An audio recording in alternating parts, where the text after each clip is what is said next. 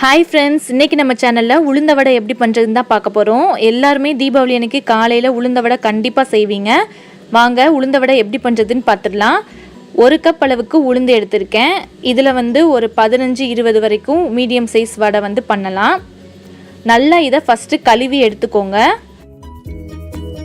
அதுக்கப்புறம் தேவையான அளவு தண்ணி ஊற்றி இதை ஒரு நல்ல 4 மணி நேரம் நம்ம ஊற வச்சிடலாம்.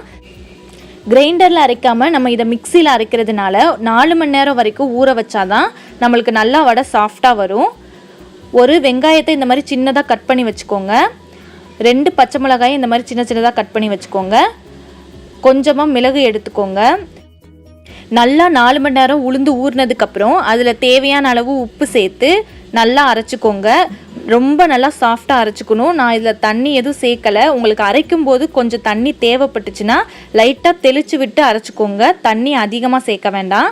இந்த மாதிரி தண்ணியில் நீங்கள் கையை நனைச்சிட்டு இப்படி தொட்டு பார்த்தீங்கன்னா கையில் உளுந்து ஒட்டாமல் இருக்கணும். அதுதான் சரியான பதம்.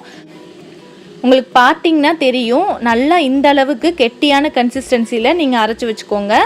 கொஞ்சமாக தண்ணி சேர்த்து இந்த மாதிரி நீங்கள் அரைச்சி எடுத்து வச்சுக்கோங்க.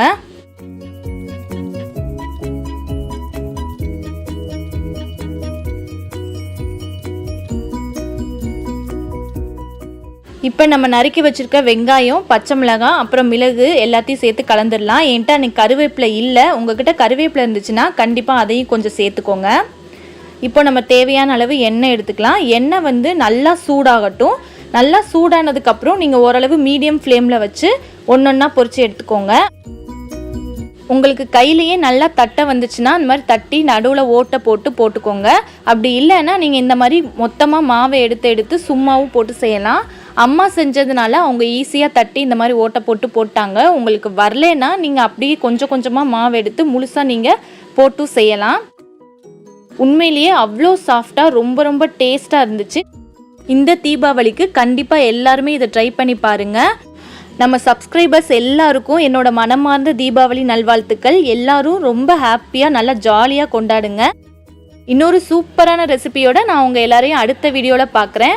இந்த வீடியோ உங்களுக்கு பிடிச்சிருந்துச்சுன்னா நம்ம சேனலுக்கு மறக்காமல் சப்ஸ்கிரைப் பண்ணிடுங்க.